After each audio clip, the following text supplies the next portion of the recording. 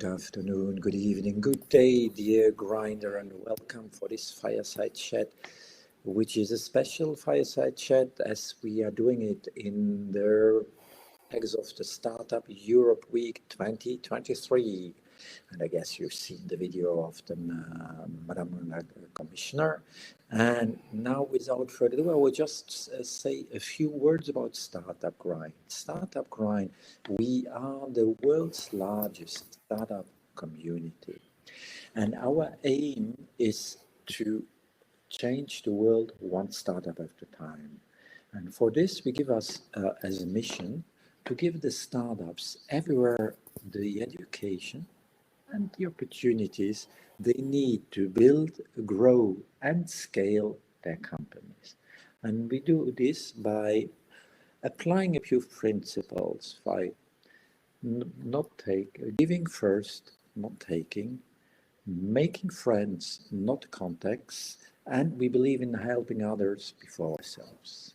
A few housekeeping notes. Those who attend us now in live, you are able to make your comments, ask your questions, or any contributions in the chat.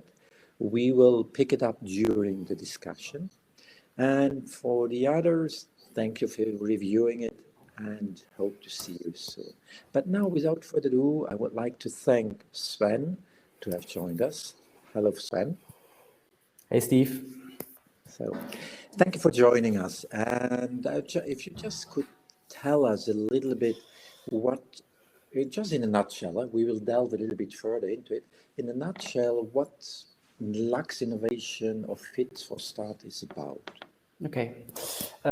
First, Steve, thanks again for hosting myself and Luxinnovation today. It's a real pleasure to be part of this, to contribute to this startup grind activity. As you mentioned, I'm part of the innovation agency in Luxembourg. Our mission is to foster innovation in different types of companies. In my case, it's startups. So I'm part of the startup department. So my focus clearly is innovative tech and data-driven ventures. But then on the other side, it's also a lot about creating socioeconomic returns for Luxembourg. We have a bunch of shareholders behind Luxinnovation, strong ones, as the Ministry of the Economy, as the Chamber of Commerce, for instance, just to name two of them. And of course, it's all about creating those socioeconomic returns also on the ground in Luxembourg, for the people in Luxembourg. Thank you very much. So in order to go a little bit the assistance that you are able to provide to the startup ecosystem, I suggest that we look a little bit at it at the journey, the school of hard knocks of an entrepreneurial project. So let's start. Let's say if somebody has an idea or sees a need and thinks he or she has a solution to that need, is that person already a person who should come to Luxinnovation or not yet? Yeah, let's start off with that indeed.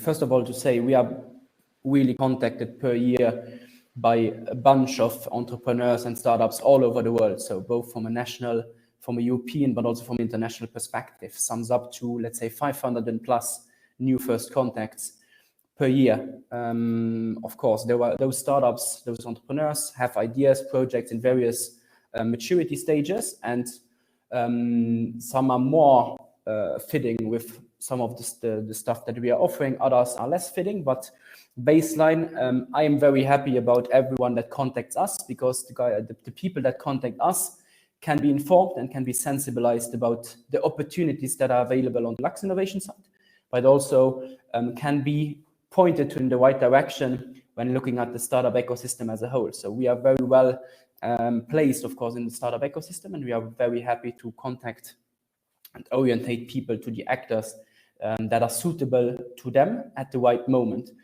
So baseline, I'm very happy with everyone that contacts us very early in the process, because that's the phase that we can really try to support. Then, however, of course, very early stage projects. We support them with a bunch of soft support, offer workshops, business model canvas workshops, business modeling exercises, business case development opportunities. So where we just sit together with the entrepreneurs, take a blackboard, take a whiteboard, sit with them, challenge their ideas, challenge the structure, and see how viable may a solution be or not. So that's indeed something that we do. But then, of course, there's other opportunities available, as for instance, Fit for Start, that is more factual, that is more concrete. And for those opportunities, let's say the startups, the entrepreneurs are very often already a step further. Touched upon it. I mean, okay, let's say, what would be a good profile for entering, like you said, the Fit for Start program? And also, if you could just let us know a little bit what Fit for Start per se, and what a project, a venture could expect from you. Yeah, for sure. Thanks a lot for that question. Fit for Start is a very exciting project. It has been launched in 2015 by the Ministry of the Economy. It's a pure public acceleration program. It's managed by Luxinnovation, a bunch of strong partners around, House of Startups, House of Entrepreneurship, etc., etc. Some of the incubators, of course, also here on the ground.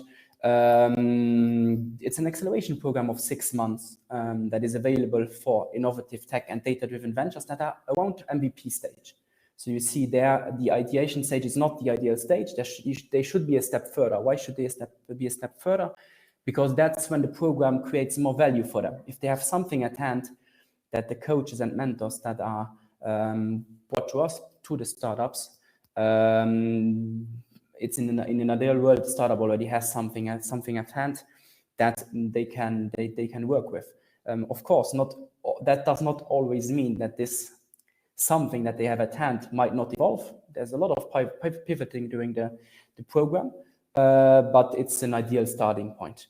Fit for Start, just to speak a bit about the benefits, 6 months of coaching and mentoring, incubation opportunities at Technoport, the Loft, or the Luxembourg City Incubator here in Luxembourg, and subsidy of up to 150,000 euros equity free from the Ministry of the Economy, our program initiator. And then it's all about creating networking and business opportunities here in Luxembourg. So the door opening part, the win-win creation part, is the part that is most relevant, let's say, if we play it right on the very long term. Okay, thank you. You mentioned you are not taking equities because some of these acceleration programs in other countries, they take equity from the founders. Indeed, that's indeed a big differentiator here. It's a public acceleration program. It's a subsidy that the Ministry of the Economy grants to startups that fulfill a certain eligibility criteria, among others, to create a legal entity in Luxembourg. And most of the criteria are linked to creating, as mentioned before, socioeconomic returns to Luxembourg, creating substance in Luxembourg by employing people here, attracting knowledge to Luxembourg by creating intellectual property, but then, of course, also attract highly skilled personnel to Luxembourg. So you see the return on invest that we, or the Ministry of the Economy, would like to generate is very, very knowledge-driven and substance-driven, because we can't generate any returns out of a potential stake that we would have taken in a company. That's not the objective here. Mm-hmm. Okay. On the other hand, let's say there's a venture which fits the Fit for Start. How should they go about it? I mean, what should they do in order to become eligible and eventually get into the program? Yeah, that's a very good one also. So basic eligibility criteria is, as mentioned, being around MVP stage, being younger than 5 years old, if there is a legal entity already, but there's no prerequisite actually that there's a legal entity in place at the moment of application. There should be 2 people on the project. just to make sure that first they can follow properly the acceleration opportunity, because they need to if they want to generate a certain knowledge and a certain experience from it. And then on the other side, however, there should be a seamless integration also with the day-to-day business operations of the venture, because otherwise it becomes artificial, and that's something we of course do not want to achieve with this program. So two people, one that is managing day-to-day and the other one focusing on Fit for Start, but those are interchangeable, I would say. So that's the basic, let's say the basic hard eligibility criteria. We open a call for application once per year now. The next one is very likely to be open end of Q2, Q3 of this year, though a bunch of information need to be provided from the startup as an answer to 20 questions approximately, all of the data that is usually also in the pitch deck of a startup. And then usually there's a selection process which also includes a pitching day in Luxembourg afterwards, so that our jury, composed of serial entrepreneurs, investors, industry-specific experts, I'm very sorry, can of course also properly assess the ventures. We have to say a lot of them, as mentioned before, if they get in touch with us early in the process, they are already well informed in advance about the opportunity, and we can also give them all of the information at hand that is relevant to prepare well in advance for the program. But in the end, it stays a competition. Yeah, of course. In the commercial world, you also have the competition to win the customers, the users. Absolutely. Exactly. On the other hand, I mean, they get a grant and so on, and should they pursue their commercialization during the Fit for Start, or eventually is it for somebody saying, okay, I have an entity, I have eventually an MVP, I enter it, and now I'm going to the Fit for Start to fine-tune it before I go to market? Yeah, Fit for Start is a very flexible program. So the value that we add mostly comes from the tailoredness of the value offering of the program. So depending on the business case, depending on the sector, depending on the maturity stage, we adapt with the coaching or mentoring offer to the startup. However, it's very likely indeed that commercialization, go-to-market is properly addressed already during the Fit for Start program, and that towards the end, yes, a certain, let's say, market readiness on the one side, but then of course also a certain investor readiness on the other side is the result of all of the work that has been done during the 6 months. Okay, you touched upon also already the market readiness. What is the assistance? I mean, not only in the field, in the whole that Luxinnovation eventually provide for market readiness, going to market scalability, growth, and so on. Yeah, that's a very interesting one. Fit for Start is certainly one of the most visible instruments in the market that is offered from our side. However, it's not the only one. So when we discuss Fit for Start, we don't want to discuss purely Fit for Start with a venture. We want to discuss a complete potential support roadmap out of Luxembourg with the business venture. This might start with Fit for Start, but then there's additional opportunities available in the market, research, development, and innovation schemes from the Ministry of the Economy. This is a law of the 17th of May 2017, which has a bunch of instruments below the family, let's say, or within the family for different purposes. And there's a specific scheme which is called the Young Innovative Enterprise, which is a grant of up to 800,000 euros, also from the Ministry of the Economy, which is purely available to cover the total financial need of the company, so all type of cost items. Hence, it of course makes sense if the startup considers it to use it mostly for the commercialization, business development, and sales parts. If I can give you a brief example, we have very often startups that start with a Fit for Start. So on their own, they might have developed an initial version of their MVP. So they are ready for the acceleration program. They are onboarded. They have passed, let's say, the competition. They are onboarded in the program. Over the 6 months, they are coached and mentored by our different experts. And at the end, okay, they graduate from the program. They receive the full amount of 150,000 euros. They go out, investor ready, they fundraise with one of the VCs eventually, or the angels eventually being present in Luxembourg.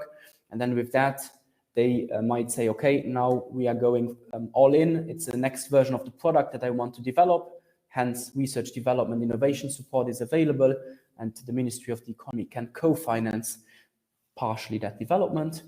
And once they go out, they test a bit the water again with regards to the solution. They say, okay, now it's time to internationalize, to expand. Initially for me, let's go to the market. And then this Young Innovative Enterprise Scheme is very often available to the startups. So we have a bunch of startups that have now done those 3 instruments, subsequently, let's say, under proper support roadmap that we have initially defined for them, and have accomplished all of those steps with the help also of the instruments available to them. Thank you. On the other hand, when we stay at the financial support, you mentioned a few amounts. Are the amounts available or drawable when they are granted, or are there, like, for example, if you go into equity, you have to reach certain milestones in order to this or that part? I like the question because it all comes back what the ministry and we stand for a bit. We don't take any equity for any of the instruments that we are granting, or the ministry as the granting authority is granting. So it comes back to this equation of return on invest, which is from our perspective the socioeconomic returns, and hence also here very often the instruments work on co-financing basis on the one side. So they are co-financed by the startup and the Ministry of the Economy in a, let's say, hand-in-hand approach and in an interconnected approach. And they are linked indeed to certain milestones. So the subsidy will be in the end really granted if those milestones are achieved. What could be typical milestones? Typical milestones are in an RDI project to achieve, let's say, the realization of work package 1, 2, and 3. Could be different in the Young Innovative Enterprise to maybe have entered a certain market, to have employed the first sales guys in Luxembourg, or to have generated always also towards the end maybe an additional fundraising round already. So those are again flexible. So it all comes back to being tailored, to have a certain flexibility, to know the business case that we are speaking about, know the startup that we are helping, and then adapting, let's say, the milestones also to the specific business case that we are treating. Okay, thank you. And coming back a little bit to the MVP, and as you mentioned, there's some expectation and so on. What would be your recommendations, or what should the startup have with their MVP? Yeah. This does not need to be super complex, neither super rocket science. A first MVP is a version that is available, that can generate first customer feedback, which is especially also important when we link it back to Fit for Start, because the first coaching block usually is about customer discovery and is about finding out what the customer really needs. So having something at hand that shows the initial direction and initial idea of the startup is what we are looking for in order to take that as a starting point for the follow-up work and exercises that are coming next in the program. Okay, thank you. And how, for example, do you also provide maybe not assistance, maybe advice on how to develop, in which direction to pivot also with your, I mean, I guess you have an expert is it's not the word I'm looking for, but it's an advisorial community which have done it, or which know the area or the vertical in order to assist them to start up. That's especially something that we do with the help of indeed the Fit for Start program. So there we involve industry-specific experts, startup experts, startup ex-startup founders also maybe initially that have seen, that have experienced the same situation. And we try to match make the specific people with the startups where they can create the most value. And those, of course, are then available to point the startups in the right direction, to also open a bit some doors, to give them food for thought. But what is very important is, of course, the founder stays always in the driver's seat of their own company, of their own project, if it's not a company yet. But we provide them with the right tools, people, input, in order for them to reflect on stuff and maybe change direction, adapt to new situations out there. Okay, thank you. And we now touch a bit already upon the founder, the founding team, and so on. Do you also provide guidance or advice on the team, or if somebody comes to you with an idea, with an identified need, a solution, eventually already a kind of MVP concept, but they are a one person show. But to move further, they would need to have co-founders and so on. Do you also could guide or assist them? When being contacted by founders, as mentioned before, we try to challenge them. We try to challenge them on a lot of aspects, business viability, maybe the solution, but then of course also the people, because in the end it all comes back to the people, and the people are in the center of everything that potentially creates a subsequent success around that business. So yes, if we see potential gaps somewhere, we try to be transparent about them and point them out to the startup. However, we are of course not directly supporting them in now finding, let's say, an additional co-founder. That's clearly, let's say, a dynamic that the startups have to drive themselves, or the people, the entrepreneurs have to drive themselves in order to find also the right fit. However, again, coming back to orientation guidance in the market, we'll try to also tell them, okay, there might be an event that makes sense to you, where you could potentially find someone that could be excited about your solution. So that's something, again, this orientation, this whole ecosystem, this looking not straight to the front, but also to the left and the right, is something that is really, really important. Okay, this means it's not something like, let's say, an exchange event where founders can meet co-founders or something. That's nothing we have organized ourselves. There's different types of matchmaking events, not lately also organized by different media companies here in the ecosystem, but no, matchmaking events as such are organized a bit by our clusters, but not directly for startup founder matchmaking. Let's put it that way. It's more of a passive support. Okay, great. Now let's stay a little bit on the human side. A venture is very often is, okay, you identify a need, you guess you have a solution, you have the MVP concept, you tackle a little bit, you test it, you get feedback, and eventually you have a concept for a more or less finalized first version product or service to go to the market.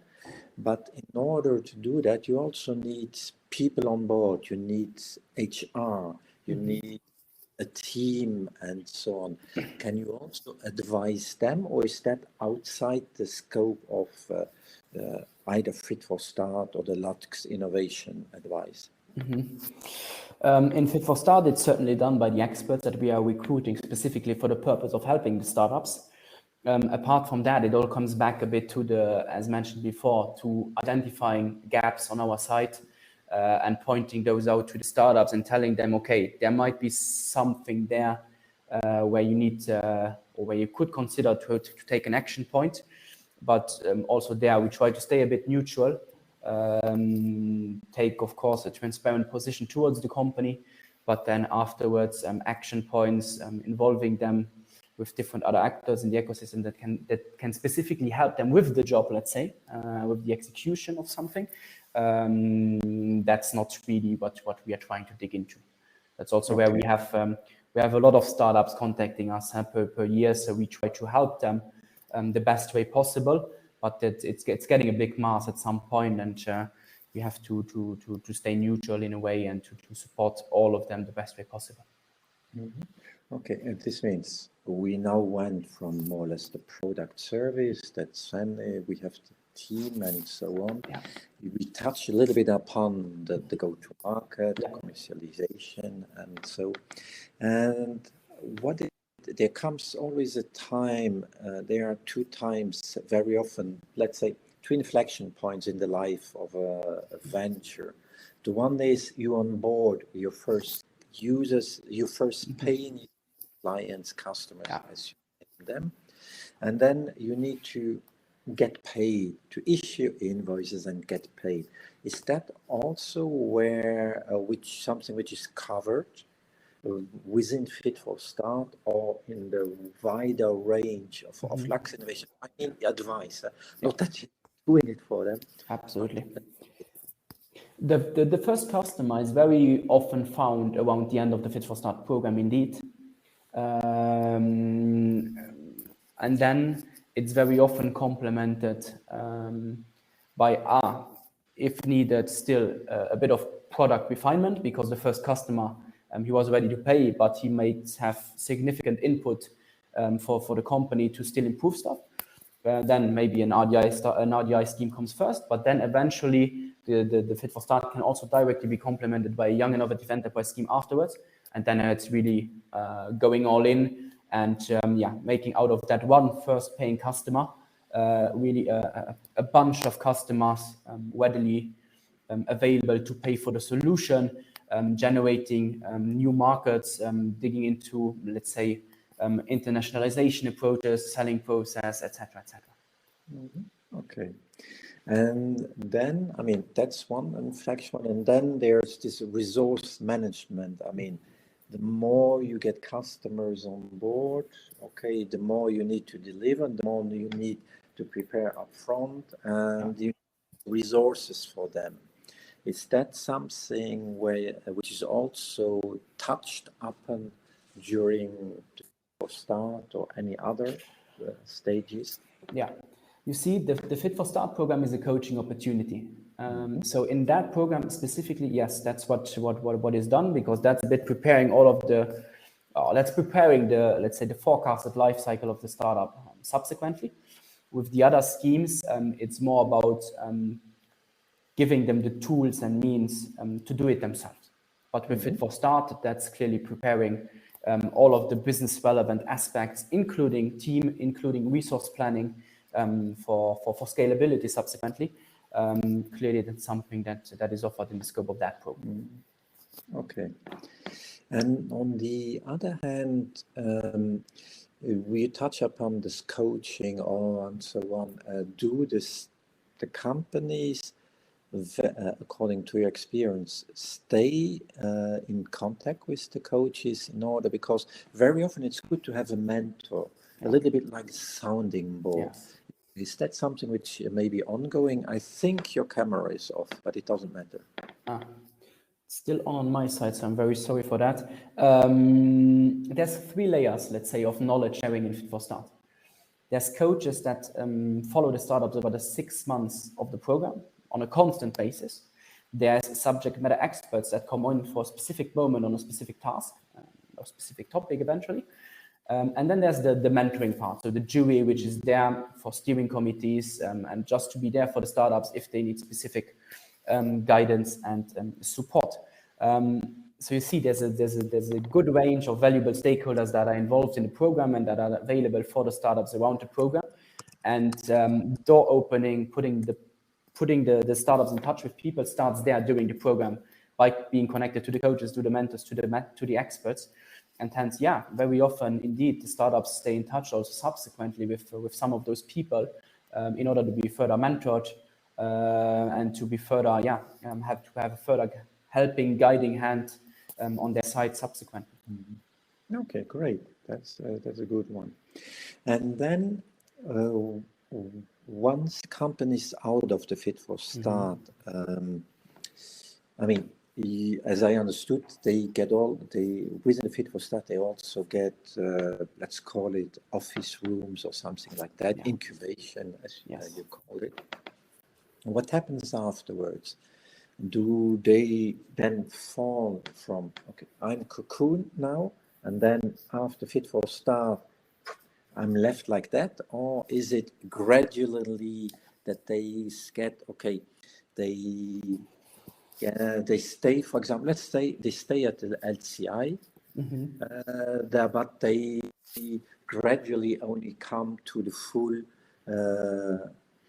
the full price of the services they have to pay? Or is that something, because I can imagine that if you're cocooned like that, you're prepared, you're moving well, and then if at a certain moment, or even if it's foreseeable, it's foreseeable that clack, and then do you let them alone, or do you take them by the hand? No, indeed, it's about taking them by the hand. It's with all of the instruments, it's with all of the offerings, also from the different actors, I would say, here in general.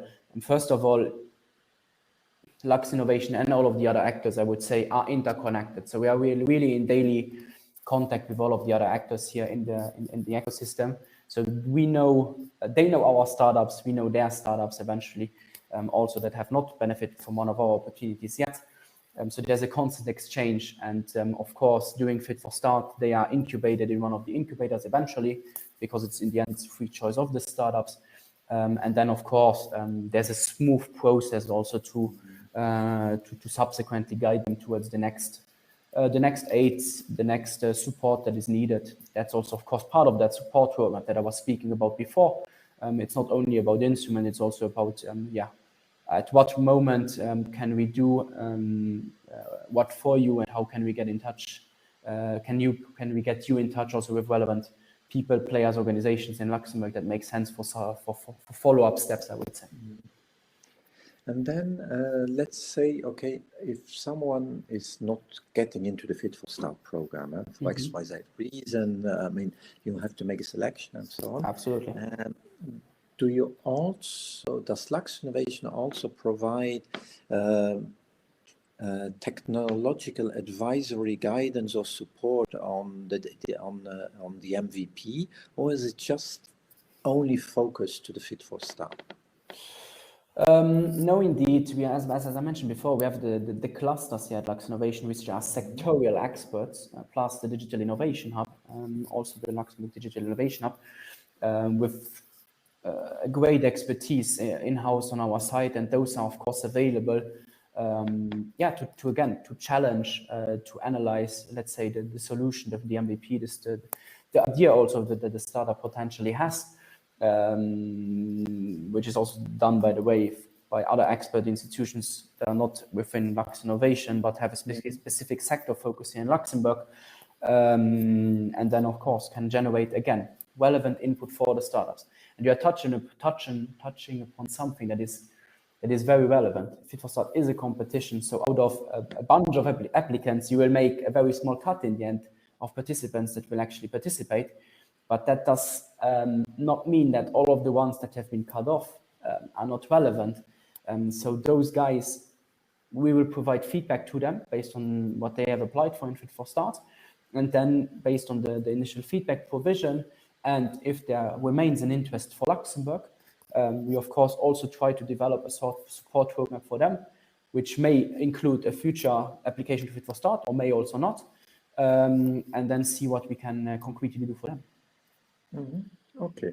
Now, coming back, I mean, for the questions which pop up are also now coming to, okay, how do I get into the selection and competition? And one of the points which has been raised is if the venture has been or is part of another startup program, Luxembourgish or international, that's a deal breaker or a deal enhancer. And the other is, what if it's parallel to the Fit for Start? I mean, in time-wise. Yeah. Yeah, good question. I would say neither nor. It's not a deal breaker, nor an enhancer. I would say in the end, it all comes back to the specific opportunity available at the specific moment of time, and the resources. We have spoken a lot about resources on the startup side to manage various opportunities in parallel. We would like to see focus. Investors would like to see focus. A bunch of other stakeholders would like to see focus on the startup side in order for them to be concentrated on what matters most to developing their business. If the startups have, let's say, a complementary opportunity available that makes sense, why not? But if it's something that is in the end taking them from really taking the maximum opportunity in the one program or the other, I would say it's not ideal. It's clearly not ideal. It's in the end, see the value, see the learning, see the experience first. If it's there by doing two things because you have the resources, why not? But if not, let it go, take one step at a time, focus, and take the next one in a second step. Okay, thank you. And as I understood well, is if, for example, a company applies for the Fit for Start, but is not retained for that edition, they can reapply for the next edition. Absolutely. It's not an exclusion. No, absolutely not. It's not an exclusion. And we have actually also seen a bunch of startups that might have failed in their first application, but then have, in the second one they got in, have done multiple other instruments, subsequently have raised a great amount of funds here in Luxembourg. So this is always just, one application is always just a snapshot of a specific moment again. And clearly startups can reapply to another edition of the program if they wish so, and their chances are still the same to get into the program. It's not even rare that happens. Huh? It's totally fair. Thank you. So we are approaching a little bit to the end. So dear live viewers, now it's the time to get ready for the last questions or comments. But in the meantime, Sven, if you could, if you like, give some feedback on what you have seen so far for a venture which is approaching Luxinnovation or Fit for Start, it doesn't matter, but Luxinnovation. What would it be on the side of let's say, approaching, on the side of preparation, on the side of the expectations? Is there something where you could say, okay, take this in mind? Yeah, clearly. First of all, I would say don't hesitate. Get in touch with us. I know a lot of you are checking us out, checking the Startup Luxembourg out, checking a lot of the other actors out on the internet eventually, but then say, okay, maybe I'm not ready. You might not be ready, but take the step and approach us, because we can help you, and all of the other actors in the ecosystem. It's the same. That's not Luxinnovation exclusive. They can help you to point you in the right direction, and there's very often always someone in this ecosystem that can somehow help whatever stage you are in. And as I mentioned before, if you're not getting in touch, you're not being informed. If you're not being informed, you miss out on opportunities. So put together a pitch deck, send us the pitch deck, send whatever other actor in the ecosystem the pitch deck, and then we take it from there. That's very, very important, because then you will have the chance to get all of the knowledge at your hands that you may need immediately, but also maybe on the long term, but at least you have it. Thank you. And then just as closing remarks, what would you like to see, and talking now to the startup Rhine community as a whole, not only Luxembourg, but worldwide, what would you like to see from the community, or what would be something the community could assist you or your objectives? Yeah. It all comes back to the word that you just mentioned, community. Be an actual community. Be an ecosystem. Be a cohort if you're in a program. emphasize on peer-to-peer support, exchange knowledge, exchange weaknesses, exchange how you can improve on stuff, and most importantly, exchange on experiences that you had in the past, either positively or negatively. So for me, the word community needs to be filled with life in a startup world. So that's something that is really, really important. So be there for each other. We try to be there for you, be there for us, be there among you as startups. That's really important, because only if we are interconnected, only if we are working hand in hand, I can ensure, or we can ensure, that we really all move forward and generate returns on a micro basis, I would say. Okay, thank you very much, Sven, for having played the game. And to you viewers outside, as you've heard, dare to do it and dare to try to realize your dreams. And looking forward to another fireside chat in the next coming months. And also, do not forget to contact Sven, as he just asked. Thank you very much, Sven.